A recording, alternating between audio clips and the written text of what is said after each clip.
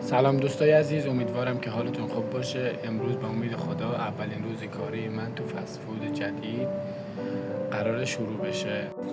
امروز قرارداد کار رو در فست فود امضا کردم.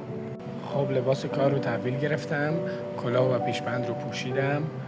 اولین وظیفه‌ای که به خودم دونستم این که آشپزخونه تمیزی داشته باشم و همه چیز انشاءالله با وجود من برق بزنه و آماده روز کاری جدید برای آشپزی بشم. به نظر من توی رستوران تمیزی یعنی احترام به کار و خودت.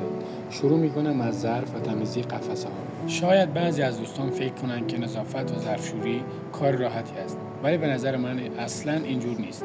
نظافت پایه نظم و تمرکز کل آشپزخانه است. تو پست های بعدی میخوام آموزش ها رو شروع کنم و اندازه تجربیات آشپزی خودم رو در اختیار شما قرار بدم. نتیجه کار امیدوارم خوب شده باشه. مرسی که تا به اینجا با بنده بودید. تو کامنت ها برام انرژی بدید تا بتونم کارم به نفع احسن انجام بدم. منتظر شروع آموزش ها باشید. امید دیدار. بزن بریم.